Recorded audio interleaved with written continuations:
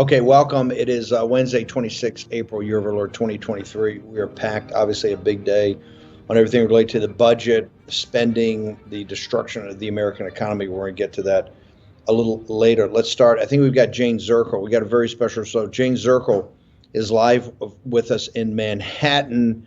We also got Robert Spencer, one of the great warriors of free speech and the anti-communism, is going to join us from the conference World War III, the early years, and Dr. Bradley Thayer is going to come back today. Let's start with Jayne. Jayne Zirkle, you're in Manhattan. Tell us where you are and why are you there, ma'am? So I'm on the ground here outside of what was the America Chang Lee Association office buildings, which hosted the CCP police station outpost that was raided back in October of 2022. And of course, two men were recently arrested for operating because they were spying and harassing Chinese dissidents such as Miles Guo, who were living in the U.S. Yeah, we've got Jayne is going to report. We got a lot of updates. It's gone to the trial's gone to the jury in the federal case with the Fujis in Washington, D.C. We're going to get an update from her on that. Also, the Ministry of State Security's outpost in Manhattan.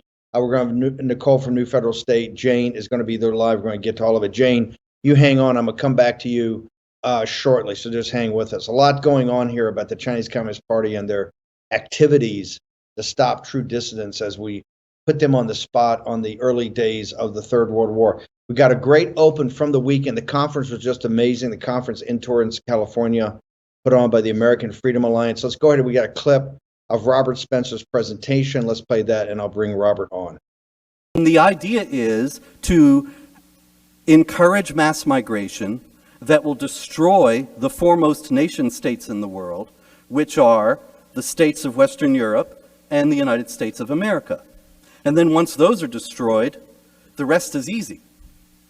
So you destroy them by bringing in all these people who will weaken the attachment of the population to the national culture, weaken even knowledge of the national culture. Meanwhile, you're doing all these things to encourage contempt for the nation's history and culture. And at the same time, you have a force that you are helping and bringing in large numbers that actually has been at war with the West for 1,400 years, hates the West, and has a very deeply ingrained sense of superiority that is based on their own theological principles. And so you end up with this ready-made force there that will help you in your work of destruction. Now, what better way to have a massive reduction in human population than a big war? And so you solve everything all at once. You see, you've got people flooding into the country who do not share the values of the country and don't intend to. You've got the weakening of the national character as a result. You've got the imperative to censor disinformation, as it's called. And you can accomplish all of these things all at once by having a war. You destroy the nation, you reduce the population, and you impose more authoritarian measures. In fact, I'm not sure, but I might be breaking California law right now. Because on September 13th, 2022, Gavin Newsom signed Bill 587, which requires social media corporations to report to the state about hate speech and disinformation on their platforms and what they are doing to eradicate it. Now, what's hate speech? Hate speech is speech the left doesn't like. What's disinformation? Same definition. But these are the kinds of terms that confuse people who don't realize the game that's being played. And they think, well, of course, I'm not for hate speech. And of course, we can't have disinformation. And so Gavin Newsom, when he signed it, he said, California will not stand by and allow social media platforms to spread hate speech and disinformation that endangers our communities and cuts against our fundamental principles as a nation. Well, in the first place, it's that kind of initiative that actually fights against our fundamental principles as a nation, because the freedom of speech is the foundation of any free society. You don't have freedom of speech, you're done for. You cannot, if without the power to dissent, then the authoritarian regime is in place, and they can do whatever they want, and there's nothing you can do about it. September 1st, 2022, Joe Biden gave his infamous red and black speech where he was standing in front of a couple of Marines, which was a signal, you know, we're going to call out force against you if you dissent. And he said that Donald Trump and the MAGA Republicans represent a threat to the very foundations of the Republic. Now, you have to understand, there has been political discourse and bitter political disagreement in the United States since 1776. But never, not once, never has one political leader said of his primary opponent that they were a threat to the very basis on which the Republic is built. That's the kind of language that you have to find in a different kind of regime, or actually the same kind of regime, but most people don't realize that it's already upon us. Adolf Hitler in 1933 said that the Communist Party, no, I'm no fan of the Communist Party, you understand, there are no good people in this conflict, but the communists were standing in the way of his majority in the Reichstag to impose the Enabling Act, which would allow him to become a dictator. And so he found a way to get rid of the communists. He blamed them for the fire that had burned down the Reichstag, the congressional building, and then said that the communists represent a threat to the very foundations of the Republic. But who was the real threat to the very foundations of the Republic? He was. Okay, welcome. We now have Robert. Robert Spencer, I think you're probably maybe one of the top 2 or 3 leading experts in this nation about trying to suppress speech. I mean, people should know that Robert Spencer has been the tip of the spear in warning America and fighting against radical Islamic Jihad, not just here in this country, where you've done an amazing job, but throughout the world. In fact, I remember even at CPAC, I think it was 10 years ago or 12 years ago, Spencer got the hook from CPAC because he was laying down so many truth bombs. We had to actually have a whole ballroom set up, what we called the uninvited. We did it 2 years in a row. And of course, it drew a packed house because Robert Spencer is a guy that really lays it on the line. In this context, Robert, and some of the things you said, and the reason I wanted to have you on as quickly as possible after the conference in California, you made a statement there that I hope sent a chill through the audience. It certainly sent a chill through my production team as we've been putting this together and getting right. Well, you said, given this very logical, very meaningful, very thoughtful discussion about free speech in the fight against these radical totalitarian communists, and you said, by the way, I may have actually broken the law and given this presentation since I'm in Torrance, California. Walk us through that. I mean, are we already losing this third world war? We call it the early years. Have we allowed the communists in their 5th column here in this nation to steal a march on us in this regard? Absolutely, Steve. I wish I could say no, but unfortunately, they have been very carefully and systematically setting up what is essentially an authoritarian communist state, piece by piece, little by little, often on a state level, as we see with the California measure that Gavin Newsom signed into law in September 2022. It's plainly against the First Amendment, but as far as I know, there's no challenge to it. Nothing's being done. It's being taken for granted. And a whole generation has been taught that hate speech is not free speech and doesn't deserve First Amendment protection. Nobody ever seems to stop and wonder, well, what exactly is hate speech? Who gets to decide what it is? And what are the penalties, or what ought to be the penalties for it? But obviously, this is an initiative that the Biden regime is also very much part of. They have tried to get their disinformation governance board set up last year, and were stopped because it was such a flagrant violation of the First Amendment in such an obvious way that they were stymied. But that doesn't mean they just give up and suddenly decide to renew their appreciation of the First Amendment. On the contrary, they just find different ways to do it in a stealthy manner that doesn't attract general attention, and then they can get it all done without our even realizing, until one day we wake up and find that there's all manner of speech that's prescribed, that will get you canceled, that will now get you prosecuted, and then arrests will come. All manner of things come from that.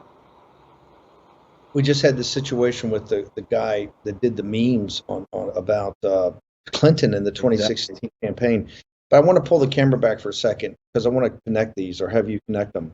You've been one of the great fighters and warriors defending the Judeo-Christian West for many decades now about this whole concept of radical Islam. And I remember one of the first things you told me is that, hey, and I think you and Trevor Loud might call it red and green, or because in London, the time I spent in London, I said, it really shocks me how many of these leftists work hand in glove with the radical jihadists.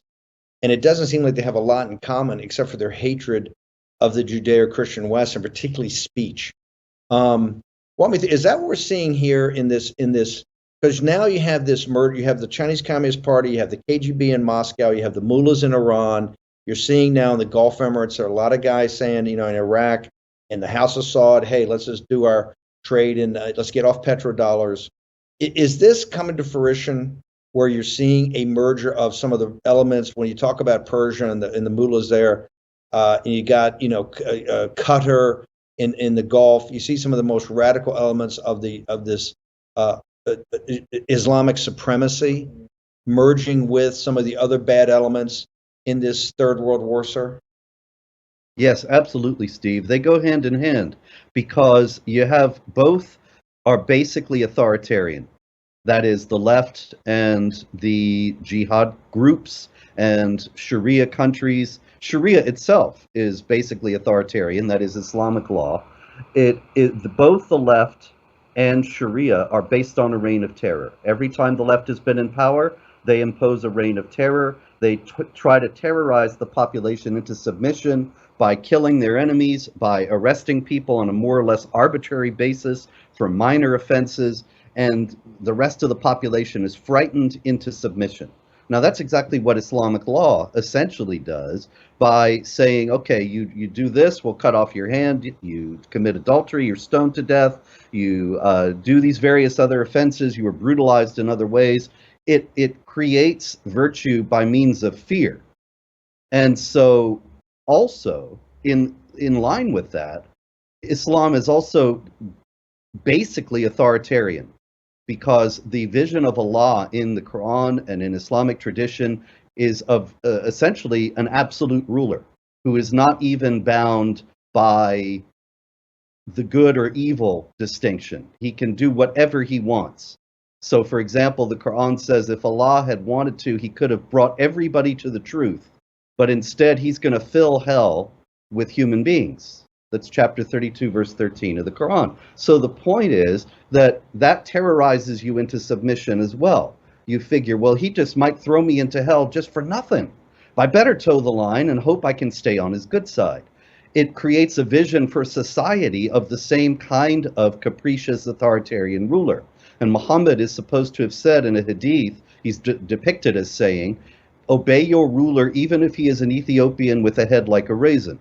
People usually quote that to say, oh, see, Muhammad was a racist. And that's a fair point. But I think the most important aspect of that statement is that he's trying to think of the most outlandish person he can, and that's the Ethiopian. But he's saying, you will even obey him. And so Islam throughout history, in my book, The History of Jihad, I show it, 1,400 years, there's never been a republic or a democracy. It's all authoritarian regime after authoritarian regime. Turkey is often cited as an exception, but Turkey actually was founded on the basis of a rejection of political Islam. And so you have this authoritarian religion, and you have these authoritarian internationalists who want to destroy republics and create this international authoritarian regime. They know they can't stamp out religion. The Soviet Union tried to stamp out religion. It proved impossible. It's a universal human impulse. So they found a religion that they can work with, that they like, because it lends itself to their agenda. And so I think that's one of the reasons why we're seeing the encouragement of mass migration of Muslims into Western Europe and to a secondary degree into North America, to foster an acceptance for authoritarianism, as well as, of course, weakening the native culture and national character of the various states involved. We talk about the Judeo-Christian West. Is it your belief that our quote-unquote allies, who are so focused on Ukraine, although they're not paying for any of it, do you believe our allies in Western Europe have already essentially lost to the reality of radical Islamic jihad? Yeah, we're looking at something that is going to radically transform those states within the next few decades. You just look at the demographics, look at the numbers, look at the birth rates, and you're looking at Muslim majorities in France, Germany, Britain, and elsewhere by the end of this century and probably before. And then you've got to deal with the prospect of a nuclear-armed Islamic Republic of France that's hostile to the United States. And it's going to change the geopolitical situation in ways that are unimaginable at this point. Real quickly, we've got to bounce, but I want to have you back on for a deeper discussion. But just, you've also been one of the guys that have warned us about the mullahs and the Ayatollah in Persia, in Iran. Is this long-term relationship that they have with the CCP, does that make them the Chinese Communist Party's big partner in the Middle East? And does that change the dynamic around our ally Israel? Oh, yeah, very much so. See, when Trump was there and he was overseeing the Abraham Accords, then the Sunni states were banding together with Israel in view of the Iran threat. And now Biden is in, the Biden regime, the people running Biden, they hate the Abraham Accords, they hate Israel. They tried to get an accord with Iran themselves, but then the massive protests in Iran made that impossible. China steps in and fosters the accord between Saudi and Iran. This completely undercuts the Abraham Accords. Not only did Netanyahu not want to bring in Saudi into the Abraham Accords, but it also undercuts the states that are already there, because if the Saudis can come to an accord with Iran, then it opens up the prospect that they can too, and they don't need to have an alliance with Israel, which is objectionable to a large segment of the populations in each of the Abraham Accords countries on Islamic theological principles. Robert, how do people get to your writings in your book and all your books you've done, and particularly your social media? How do people catch up with you?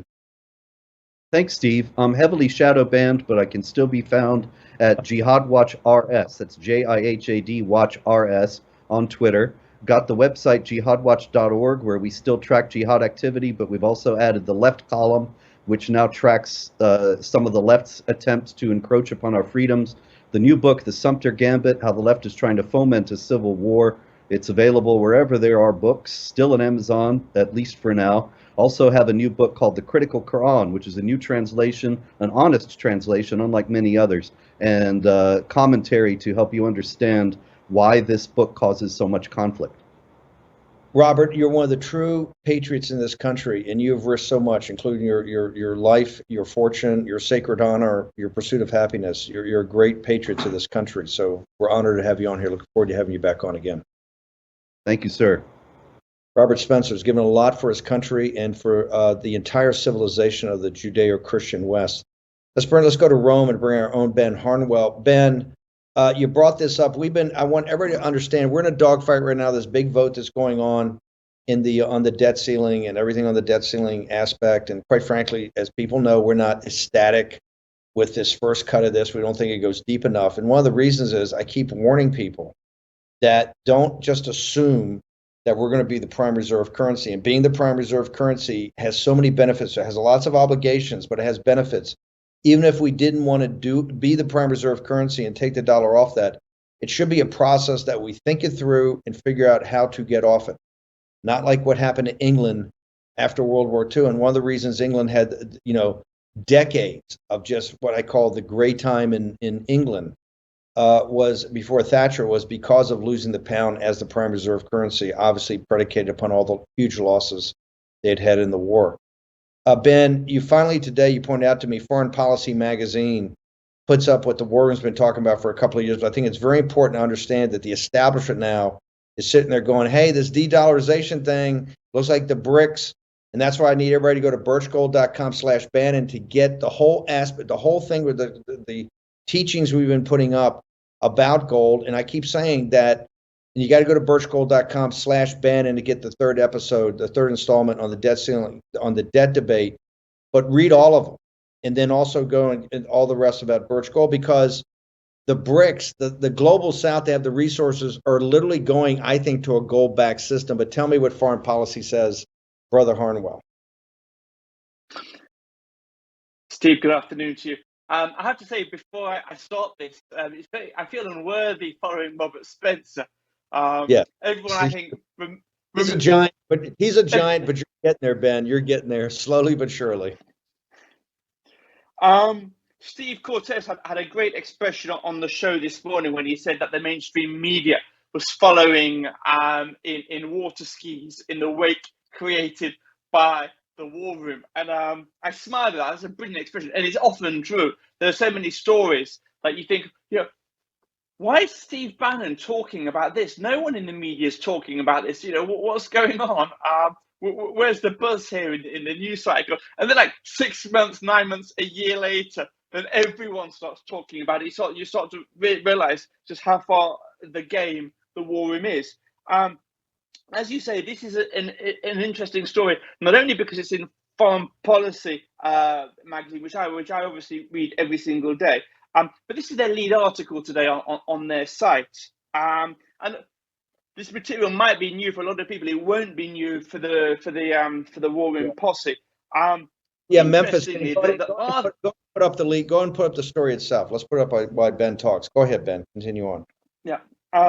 The author of this article is actually an old colleague, I think, of yours, Steve Cortez's, and Dr. Navarro. He's a guy called Joseph W. Sullivan, who was special advisor and staff economist at the White House Council of Economic Advisors during the Trump administration. So not only are they following on here, foreign policy is following on in the war room's wake, but unusually perhaps for such a deeply establishment organ, they've actually tapped someone within the MAGA environment to put forward these arguments.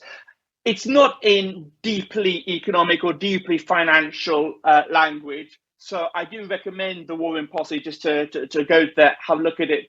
There's some great lines in here. I'll start off with this one, which is right at the beginning. This is a quote from Lula, the Brazilian president. Every night, he says, he asks himself why all countries have to base their trade on the dollar. Importantly, crucially, he actually made that statement in Beijing. And the article goes on to say that talking about the concept of the BRICS countries establishing their own currency, that such a currency, in terms of GDP, would not only simply match that of the United States economy, it would actually exceed the 7 members of the G7 altogether. This is how big this concept is, and how much it will challenge the whole of the financial infrastructure in the future, but certainly the interest that the United States has in having the dollar up until now as the currency of the reserve currency and ultimate settlement. Interestingly, I just want to point out one section here, which I think is going to be the issue on which the United States tries to fight back against this alternative global currency.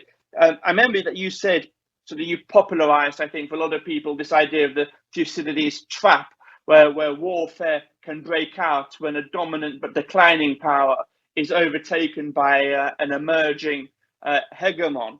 And I wonder, reading this article and listening to the War Room itself, what the United States will do in order to protect its prerogatives that are vested in King Dollar. Specifically, and when I say the United States, I do mean the military-industrial complex. Will the people who probably have most to gain in maintaining this tool of potential economic warfare to do with sanctions, what have you, will they be prepared to let the dollar go gently into that dark night? I don't think so. I don't remotely think so. And here, I think, is where the issue is going, the fight back is going to be. Specifically, Joseph Sullivan indicates that one of the reasons that's going to make the BRICS countries starting a new currency so much easier is that collectively they have a massive balance of trade surplus. I think it's like some 360 or something billion. I'm going to give way for the break, and then I'll come back and finish this point, Steve. I'll go through the break. I've got Dr. Bradley Thayer, one of the top experts of this. Also, we're going to go to New York. We're going to talk about the Ministry of State Security. Jayne Zirkle's there outside their old headquarters police station in Chinatown. We're going to bring in Nicole from the new federal state of China also to talk about all this. Short commercial break. Back in the War Room in a moment.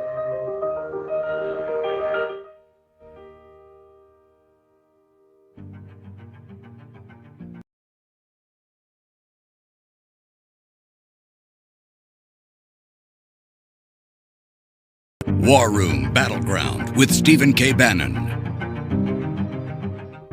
Guys, I've got Thayer, Dr. Bradley Thayer, and Ben Harnwell. Ben, hit the punchline here, because this is, it's like, and I know it's kind of overused today, but it's like Hemingway said about bankruptcy: slowly and then suddenly. And the reason I've been on this for a couple of years is that this is so fundamental to our nation's economic health. And if we make a decision not to be the prime reserve currency, it ought to be our decision about how to do it. Right now, greatest enemy this country's ever had, the greatest existential threat this country's ever had, the Chinese Communist Party, in cahoots with the certain elements of the administrative state in our country, and tech and financial oligarchs are driving and making this decision for us. And once that happens, you're not going to be unwinding it. We're going to be a very different country. I want you to go back about the trade surpluses. The global South has the resources. We have the ability of finance and technology, but they have the raw material and the resources of the way the world works. And now they're going to essentially a gold-backed system with those natural resources. And it's going to totally upend the world financial system. Ben Harnwell.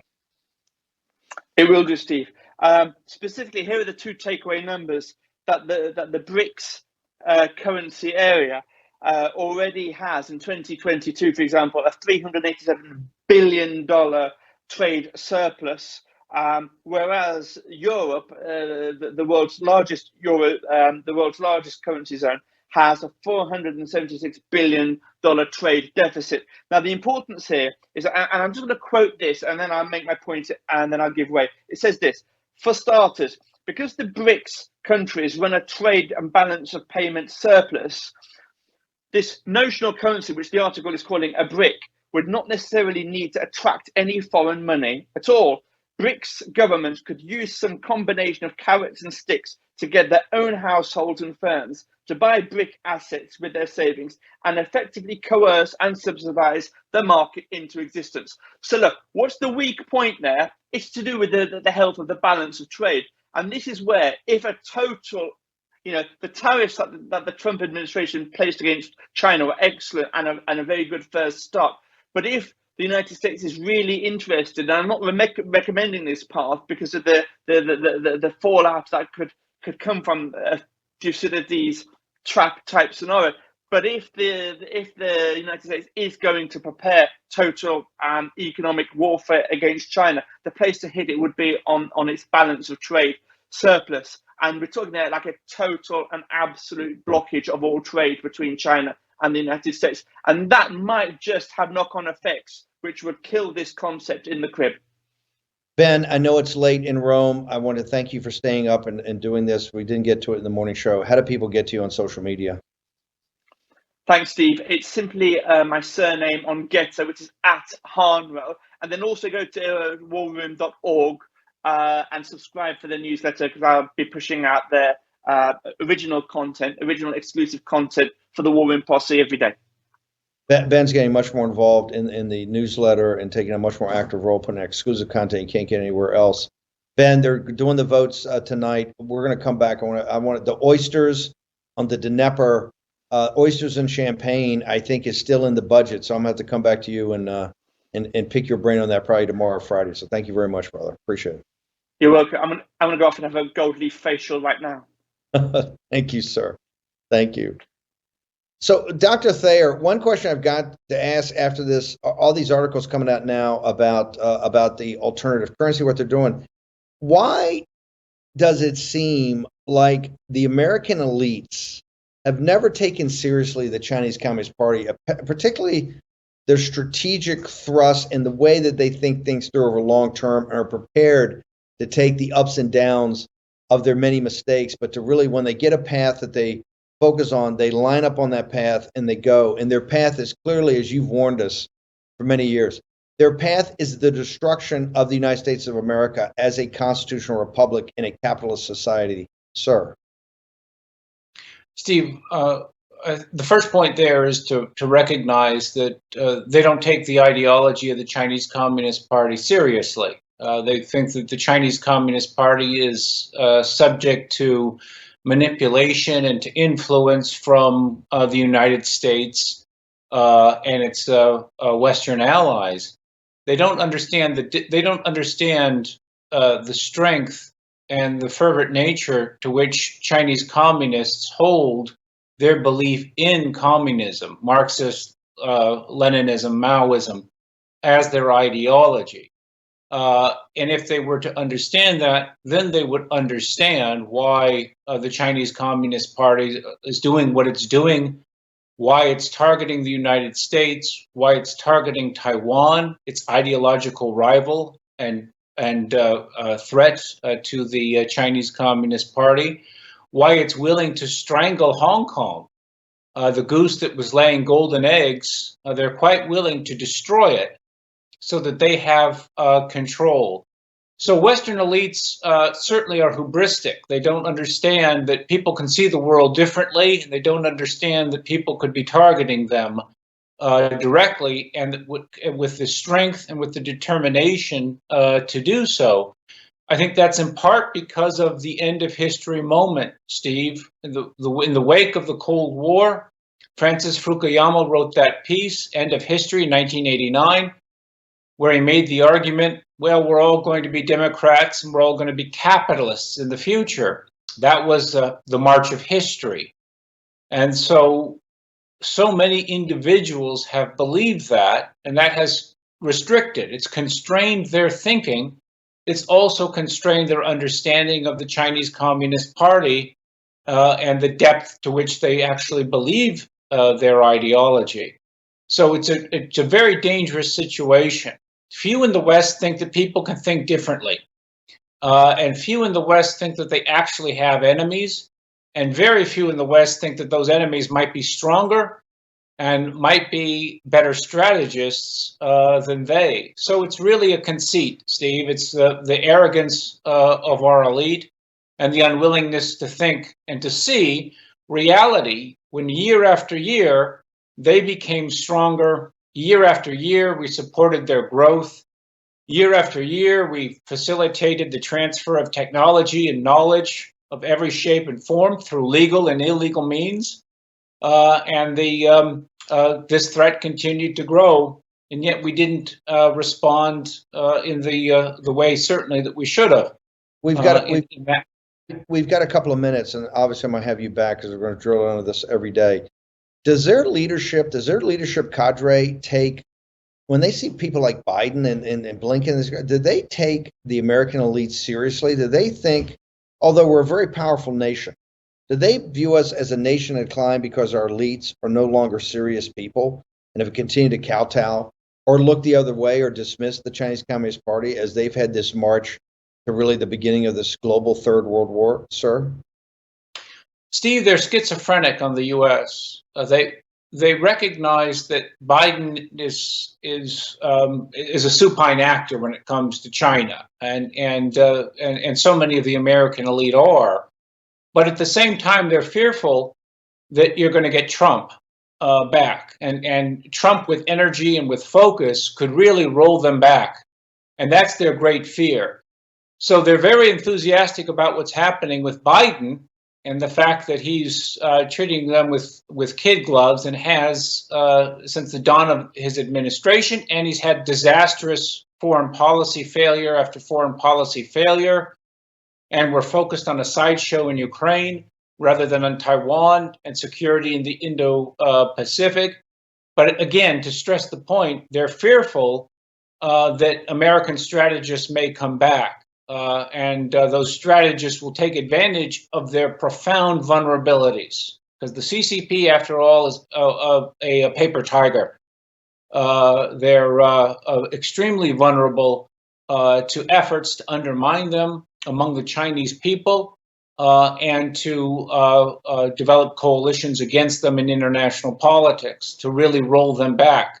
It's entirely possible to do that, but it needs presidential leadership, and we do not have presidential leadership with the Biden administration. It's the reason. Yeah, it's the reason this election 24th, this is going to be a central issue. That's why I'm so glad we started the conference. How do people get your writings, social media, in particular your last book, which you warned us, I think you and Lin Chao-han warned us about the CCP and kind of broke down all the different aspects of it? Centerforsecuritypolicy.org, Steve, and then at Getter and Truth at Bradley Thayer. And the book is available. The book Understanding the China Threat is available at Amazon. Dr. Thayer, thank you very much. Honor to have you on here. My pleasure. Thank you, Steve. Thanks for the update.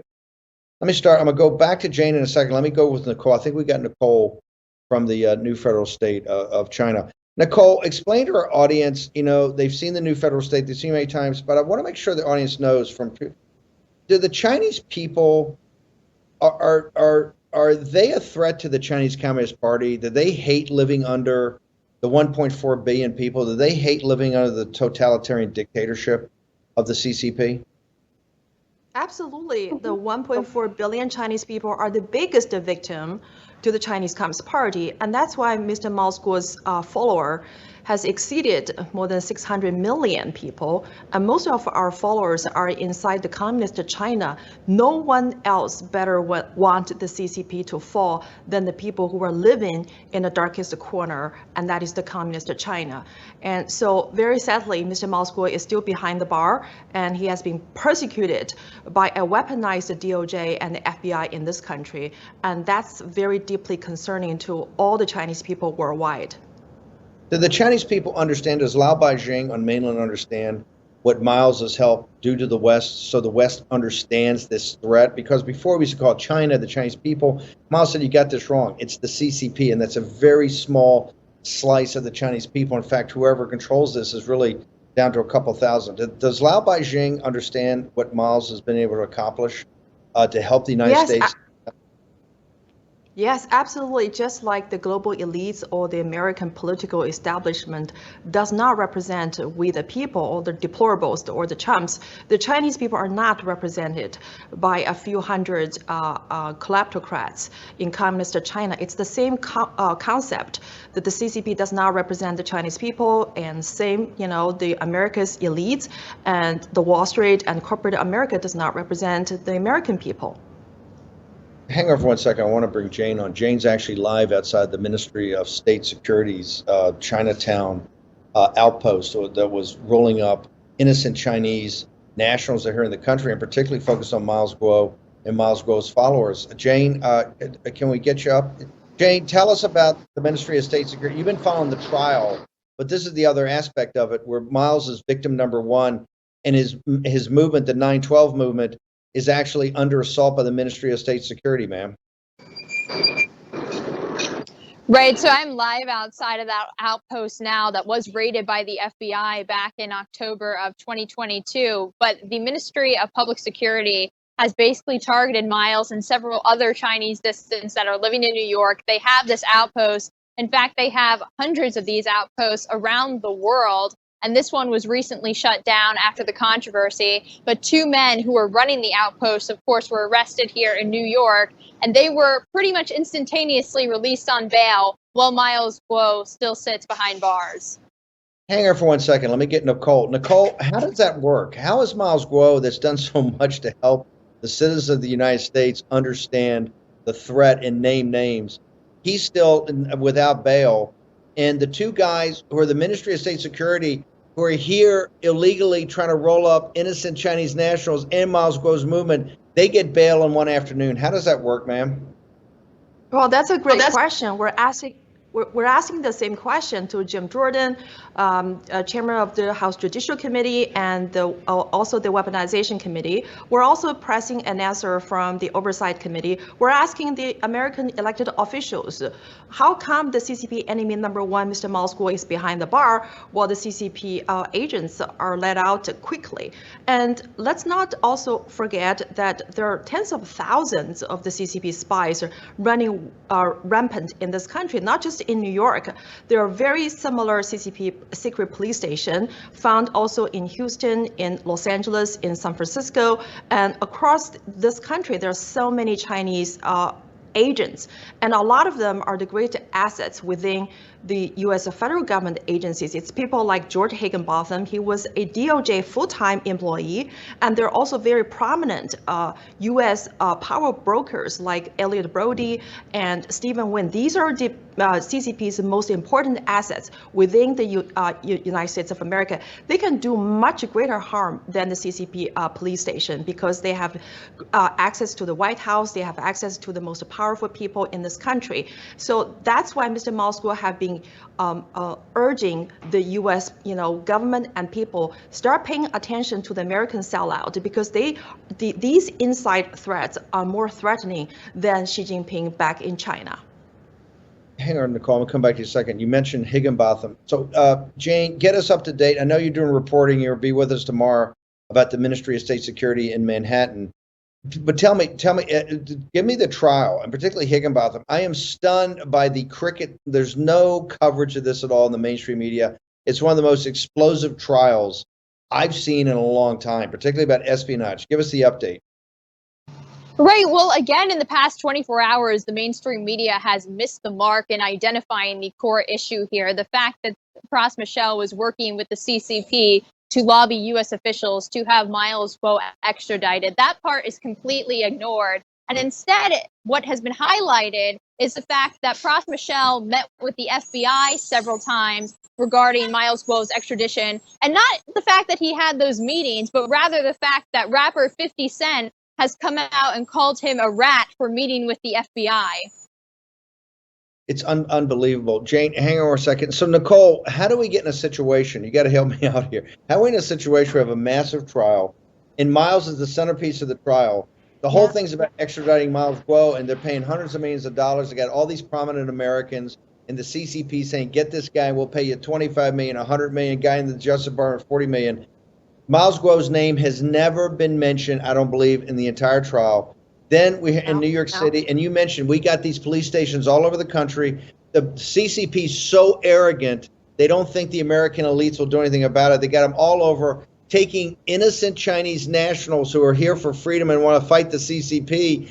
And once again, their number one target is Miles Guo. That's in the charging document, yet they just call him victim number one, and they call the movement 912, which they say Miles is their number one target. Your group is the number two target, yet our Justice Department will never mention the name Miles Guo. It's like the forbidden name. How does that work, ma'am? Well, remember, Pras Michel's lawyer actually requested Miles Guo to testify in Pras Michel's trial in Washington, D.C. But Miles Guo is jailed, and he's not allowed to be bailed out. And also, the request for him to testify in Pras Michel's trial has also been denied. And people are asking why, because that whole, Mr. Miles Guo is the ultimate victim of Pras Michel's case, yet he was prevented from testifying. And this is the reason why people are questioning about why Mr. Miles Guo was arrested days before President Michelle's trial. And it's a setup, it's a big cover-up, and media has been silent about Mr. Mao's Guo. He is identified as a victim number 1 in the Eastern District of New York indictment against the 34 officers from CCP's Ministry of Public Security. Yet in the Southern District of New York, Mr. Mao's Guo is framed and accused of a $1 billion fraud, yet they failed to produce a single name of a real victim. So, this is a very, very deeply concerning case. And so, especially about why Mr. Mao's Guo cannot be bailed out, they cite the 2 reasons. They say Mr. Mao's Guo is too smart to be able to flee without even a travel document. And so why this question is not being asked to the 2 Chinatown men who was accused for setting up the CCP's police station, and why not the same question being asked to all the other people who have been let out from the jail? I mean, this is a 2-tiered justice system, and Mao's Guo is clearly a victim of the political persecution. I might add that he was subpoenaed for the Michelle trial before he was arrested. The timing, in fact, he was subpoenaed the week, like on Thursday, was arrested final time. The timing here is very, very, very suspicious. Nicole, what social media, how do people find out more about this? Particularly people who want to understand more about what Miles has done and what's happening now with the Justice Department and FBI. Where do they go? Follow us on NFSC Speak on Twitter and NFSC Speaks on Getter, and also visit our website, nfscofficial.com. And also, I'd like to point out, so after the CCP secret police station was discovered, Congressman Tom Tiffany and Lance Gooden yesterday introduced a bill to shut down the CCP's consulate in New York. And we applaud that, because the CCP's New York consulate is a spying hub. It's the largest spying hub in the United States of America, and also Bank of China. And the CCP state-owned banks operating on the U.S. soil is the money laundering. It's a spying hub. They need to be shut down ASAP. Miles has told us that from day one. Nicole, thank you very much. Jayne, tell us, where can people get you? I know you're up there doing reporting on the Ministry of State Security. Where do they go? At Jayne Zirkle on Twitter, Instagram, YouTube, and of course, Getter. Jayne Zirkle, Nicole, thank you very much for joining us. We're going to be back here. Lots going on in the debt scene, a lot of the big fight going on about Ukraine. We're going to be back at 10 o'clock tomorrow morning to go through it all. See you then at 10 o'clock in the Word.